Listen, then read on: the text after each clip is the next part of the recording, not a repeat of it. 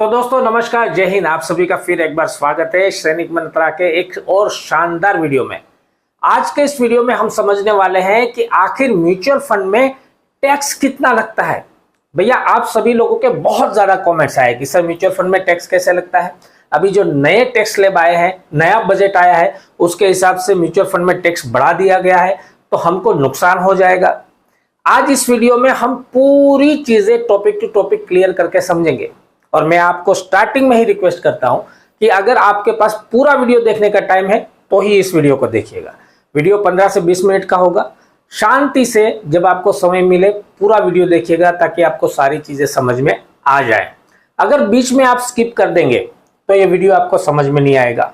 और अगर आपने इस वीडियो को समझ लिया तो मैं गारंटी के साथ देता हूं कि आप जिंदगी में कभी भी म्यूचुअल फंड को नहीं छोड़ेंगे, बल्कि म्यूचुअल फंड के अलावा और कहीं भी आप इन्वेस्ट भी नहीं करेंगे।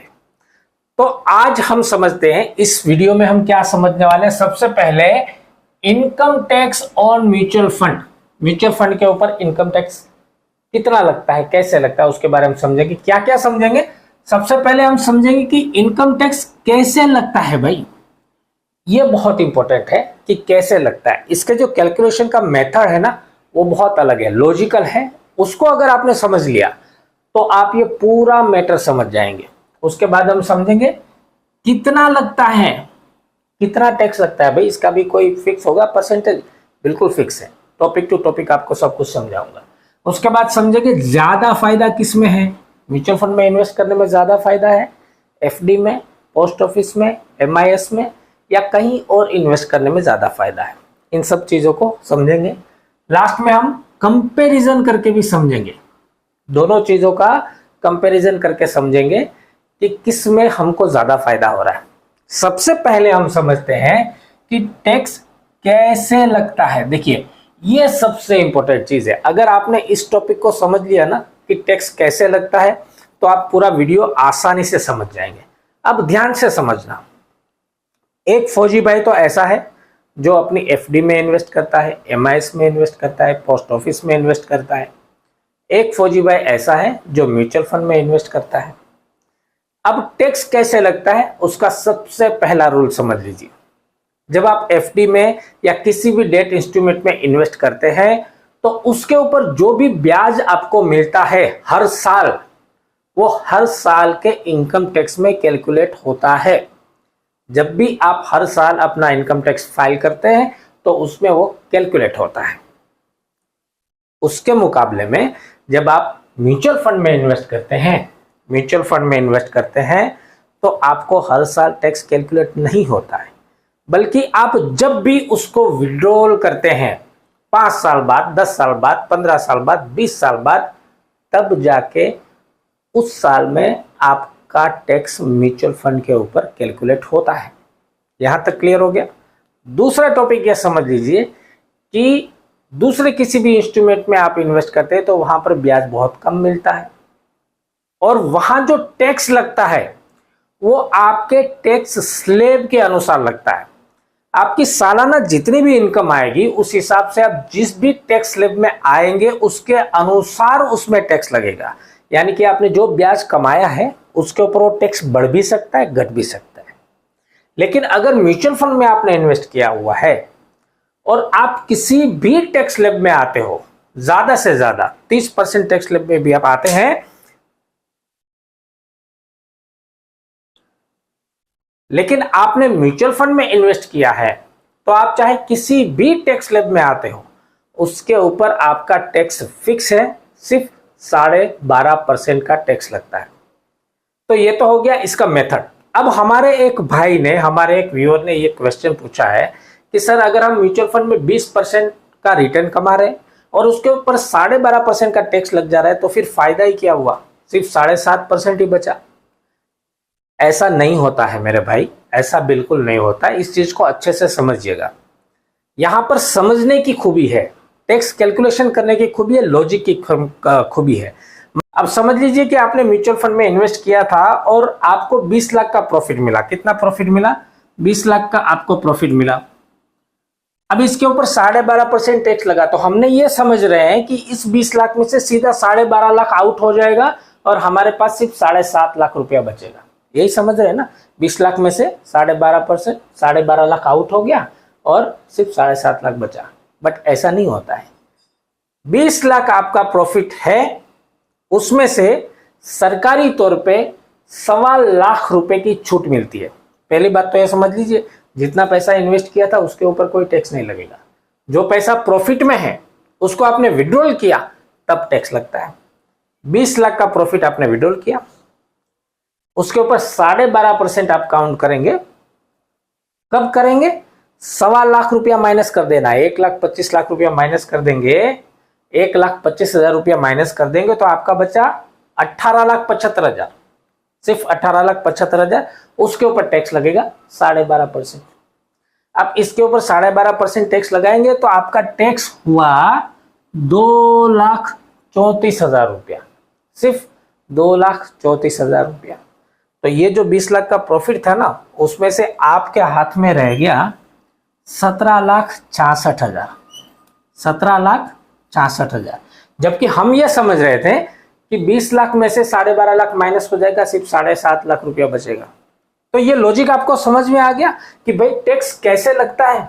सबसे पहले तो टैक्स तभी लगता है जब आप विड्रॉल करते हो, उतने ही पैसों पे लगता है जो पैसा आपका प्रॉफिट का हो, और उसमें भी 1.25 लाख रुपए की छूट मिलती है। उसके बाद के पैसों के ऊपर 12.5% फिक्स है। अब आपकी इनकम चाहे कितनी भी हो, करोड़ों में भी आप कमा रहे हैं, तो म्यूचुअल फंड के पैसों के ऊपर टैक्स जो है फिक्स दिया हुआ है सरकार ने, 12.5%। तो यहां पर आपको सबसे बड़ा फायदा होता है। तकरीबन 17.5% तो आप ऑलरेडी बचा लेते हैं। कैसे बता लेते हैं, आगे सारी चीजें मैं बताता हूं आपको। भाई तो हमने ये समझा कि टैक्स कैसे लगता है। अगर ये चीजें आपको समझ में आ गई है तो आगे का पूरा वीडियो समझ में आपको आसानी से आ जाएगा। और अगर समझ में नहीं आई है तो कमेंट्स करके बताइएगा, नो लिखिएगा, ताकि हमको पता चले। मैं दूसरा भी वीडियो आपके लिए बना दूंगा जो आसान भाषा में, और ज्यादा आसान भाषा में लेकर आएंगे। और समझ में आ गया है तब भी आप कमेंट कीजिए। और ये समझ के आपको मजा आया हुआ है तो वीडियो को लाइक करिएगा। अच्छा, एक चीज हमने समझ लिया कि म्यूचुअल फंड के ऊपर टैक्स कैसे लगता है। अब हम समझते हैं कि म्यूचुअल फंड के ऊपर टैक्स कितना लगता है। देखिए यहां पर साथ में कंपैरिजन भी करेंगे और साथ में ये भी समझेंगे कि कितना टैक्स लगता है, कितना टैक्स लगता है। तो देखिए, इसको समझने के लिए सबसे पहले क्या समझना पड़ेगा, टैक्स स्लैब समझना पड़ेगा। अब यहां पर काफी लोगों के अंदर ये कंफ्यूजन है, old tax regime, new tax regime. तो इन सब चीजों को भूल जाएगा, क्योंकि अगले साल से आपको कोई ओल्ड टैक्स रेजिम नहीं मिलेगा, खाली न्यू टैक्स रेजिम के हिसाब से ही आपने टैक्स फाइल करना। अब न्यू टैक्स रेजिम क्या है, तो यहां पर देखिए, ये जो टैक्स स्लैब है ना, अगर आपकी इनकम 3 लाख है तो कोई टैक्स नहीं भरना है। 3 से 5 लाख है, 3 से 7 लाख है तो उसके ऊपर आपको 5% टैक्स भरना है, 5% टैक्स, ठीक है। और 7 से 10 लाख तक है तो उसके ऊपर आपको 10% का टैक्स भरना है। 10 से 12 लाख तक है तो उसके ऊपर आपको 15% का टैक्स भरना है। 12 से 15 लाख है तो उसके ऊपर आपको 20% का टैक्स भरना है। अब इसको कैलकुलेट कैसे किया जा सकता है, जितने भी हमारे फौजी भाई जो है वो तकरीबन अगर 10 साल से ऊपर, अगर 15 साल के आसपास की नौकरी कर रहे हैं ना, तो हमेशा उनकी इनकम जो है तकरीबन 12 लाख के आसपास पहुंच जाती है। क्योंकि सैलरी के बाद में हमने कुछ पैसे फिक्स डिपॉजिट में लगा रखे हैं, कुछ पैसे पीएफ में लगा रहे हैं, कहीं से ब्याज आ रहा है, ये सब मिला जुला के जो आपके पैन कार्ड में आ रहा है वो सब मिला के 12 लाख से ऊपर आप आराम से चले जाते हो। वैसे ही हमारे जो एक सर्विसमैन है तो रिटायरमेंट के बाद में उनका पेंशन आ रहा है, कहीं ना कहीं जॉब कर रहे हैं, बिजनेस कर रहे हैं, फिक्स डिपॉजिट कर रखा है, पोस्ट ऑफिस में जाके पैसा डाल रखा है, तो उन सबको मिला के आपका पैसा जो है तकरीबन 15 लाख के ऊपर बन जाता है। 15 लाख से 1 रुपया भी आपका ऊपर गया तो सीधा उसके ऊपर 30% टैक्स लगता है, सीधा 30% टैक्स लगता है। अच्छा, ये आपने जो समझा है ना, उसमें समझते हैं। 3 से 7 लाख रुपया आपका है तो यहां से लेके 4, 5, 6 और 7, इन 4 लाख रुपए के ऊपर 5,000 रुपया टैक्स लगेगा। इस हिसाब से आपका 20,000 टैक्स बन जाएगा। 7 से 10 लाख है उसके हिसाब से यहां पर आपका 30,000 टैक्स बन जाएगा। 10 से 12 लाख है उसके ऊपर आपका 30,000 का टैक्स बन जाएगा, और 12 से 15 लाख है उसके ऊपर आपका 60,000 का टैक्स बन जाएगा। तो इस टैक्स स्लैब के हिसाब से अगर आप 15 लाख तक हो तो आपका टैक्स सालाना बन जाएगा 1,40,000। इसके ऊपर 1 रुपया भी गए तो आपका टैक्स जो है सीधा 30% के अंदर आ जाएगा। इन चीजों को भूल जाइए, थोड़ा कंफ्यूजन होता है, मैं थोड़ा समझाने के लिए आपको खाली बता दिया नॉर्मल सा। हमें क्या समझना है कि अगर आपने अपनी मेहनत के पैसे लमसम अमाउंट कहीं फिक्स डिपॉजिट में डाल रखे हैं, पोस्ट ऑफिस में डाल रखे हैं, MIS में डाल रखे हैं, तो आपके साथ क्या हो रहा है? आपके साथ बहुत बुरा हो रहा है। मैं बोल रहा हूं कि फिक्स डिपॉजिट में, MIS में, पोस्ट ऑफिस में रखने वाला फौजी जो है ना, वो अपनी जिंदगी में बहुत बड़ी गलती कर रहा है। कैसे गलती कर रहा है मैं आपको समझाता हूं।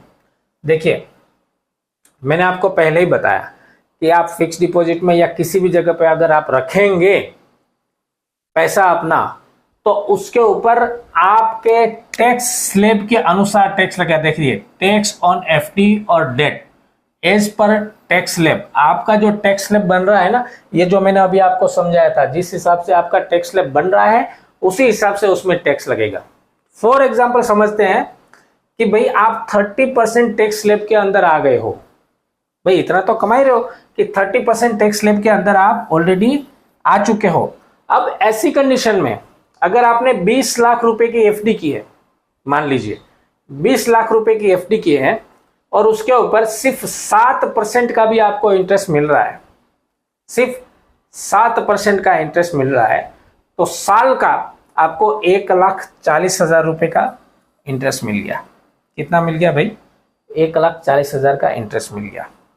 अब हालांकि आपका जो टैक्स स्लैब है वो 30% है, अब 30% है तो 1,40,000 में से 30% सीधा माइनस करना पड़ेगा, यानी कि 42,000 रुपया आप टैक्स भर दोगे सरकार को।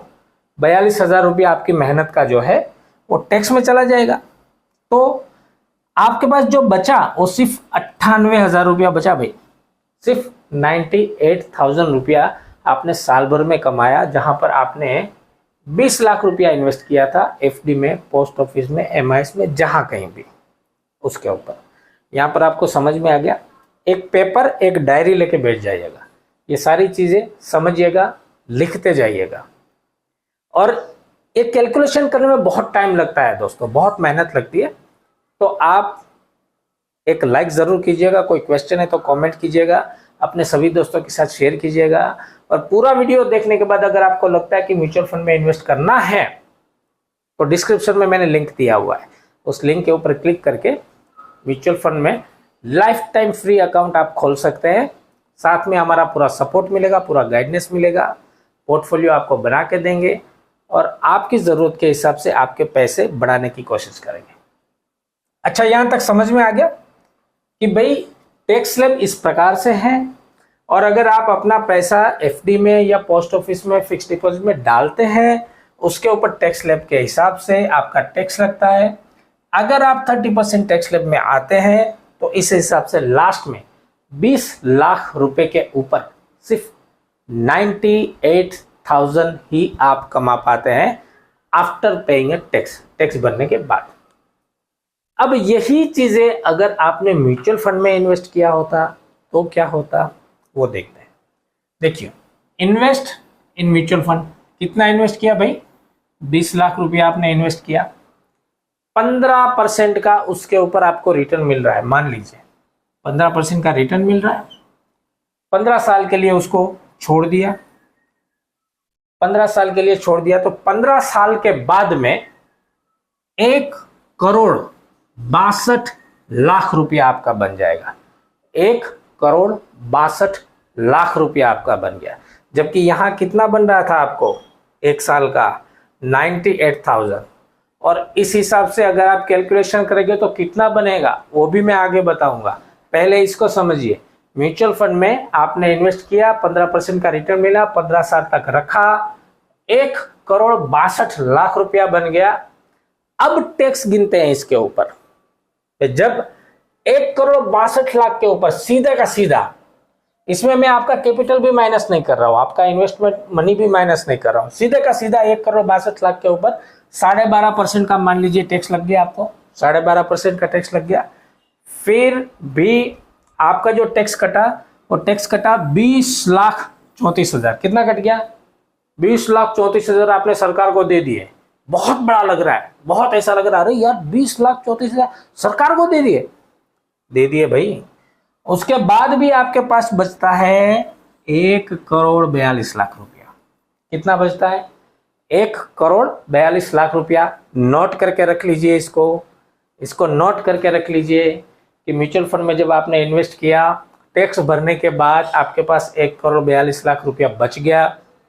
अब समझते हैं ये जो मैंने चीज आपको समझाई थी ना, एफडी में जब आपने इन्वेस्ट किया आपको 7% का इंटरेस्ट मिला, एक साल में 1,40,000 मिला, टैक्स भरने के बाद सिर्फ 98,000 बचा। अब आप ये बोलोगे कि साहब यहाँ तो आपने एक साल का कैलकुलेशन किया और यहाँ आपने 15 साल का कैलकुलेशन किया, तो ये ही एफडी का जो कैलकुलेशन है उसको 7.5% के हिसाब से हम ले जाते हैं, 7.5% के हिसाब से, और 15 साल का कैलकुलेशन करते हैं। देखिए आपने एफडी में इन्वेस्ट किया 20 लाख रुपया, 20 लाख रुपया एफडी में इन्वेस्ट किया, 15 साल के लिए इसको रूटीन में रखा। अब आप एमआईएस में रखते हो या फिक्स डिपॉजिट में 5 साल के लिए रखते हो तो उसके हिसाब से 7.5% है। 7.5% में आपने किया, 3 साइकिल चलाई 5-5 साल की, 15 साल बन गया। 15 साल में ये जो आपका 20 लाख रुपया था ना वो 53,21,000 रुपया बन जाएगा। 53,21,000 रुपया बन जाएगा। अब जब ये 53,21,000 रुपया आपके पास आया, उसके ऊपर आपने टैक्स भरा 30% के हिसाब से, क्योंकि भाई आप 30% टैक्स स्लैब के अंदर आ रहे थे, बहुत छप्पड़ फाड़ के कमाई कर रहे थे, सरकार ने आपको पहचान लिया। अब जब 30% टैक्स आप इसके ऊपर भर रहे हैं तो कुल मिला के 15,96,000 रुपया आपने टैक्स भर दिया। उसके बाद में आपके पास बचता है 37,25,000 रुपया। 37,25,000 रुपया नोट कीजिए, 37,25,000 रुपया। 15 साल की मेहनत, 20,000 रुपये की लागत, टैक्स भर दिया, बाद में बचा 37,25,000 रुपया। हाथ में आया बाबा जी का ठुल्लू। हाथ में क्या आया? बाबा जी का ठुल्लू। इसी को म्यूचुअल फंड में इन्वेस्ट किया होता तो टैक्स भरने के बाद यहां पर आपके हाथ में आ रहा है 1,42,00,000 रुपया। 1,42,00,000 रुपया। तो इस वीडियो में 3 चीजें मैंने आपको समझाई। मेन मुद्दा था कि म्यूचुअल फंड में कैसे टैक्स लगता है, कितना टैक्स लगता है। सबसे पहले तो मैंने आपको यह समझाया कि कैसे लगता है, दूसरा मैंने आपको समझाया कितना लगता है, तीसरी चीज मैंने आपको कंपेयर करके दिखाया कि दोनों में से किसके ऊपर ज्यादा फायदा मिल रहा है। तो ये वाला जो टॉपिक है ना, ज्यादा फायदा किस में मिल रहा है, ये तो ऑटोमेटिक सोल्व हो गया। आपको समझ में आ गया कि भाई फिक्स डिपॉजिट म्यूचुअल फंड में कितना फर्क है। आधे से भी ज्यादा का फर्क है भाई, 3 गुना से ज्यादा, 4 गुना से ज्यादा का फर्क है। अगर आप अपनी मेहनत के पैसों को म्यूचुअल फंड में लगाते हैं और सही समय देते हैं तो 4 गुना से ज्यादा फायदा ले सकते हैं। तो बहुत सारा कैलकुलेशन मैंने आपको समझाया, आशा करता हूं आपको समझ में आया होगा। नहीं समझ में आया है तो कमेंट्स करके जरूर बताइएगा। समझ में आया है तो यस करके लिखिएगा, समझ में नहीं आया तो नो करके लिखिएगा। वीडियो को एक लाइक कीजिएगा, अपने सभी दोस्तों के साथ शेयर कीजिएगा। और लगता है आपको कि ये सारी चीजें सही है और म्यूचुअल फंड में हमें इन्वेस्ट करना चाहिए तो भाई डिस्क्रिप्शन में लिंक दिया हुआ है, जाइए, लाइफ टाइम के लिए फ्री म्यूचुअल फंड अकाउंट खोलिए। हम आपकी मदद करेंगे, आपका पूरा पोर्टफोलियो बना के देंगे और आपको आगे बढ़ने में सारी गाइडेंस हमारी टीम की तरफ से आपको प्रोवाइड की जाएगी। इस वीडियो में इतना ही। नमस्कार, जय हिंद।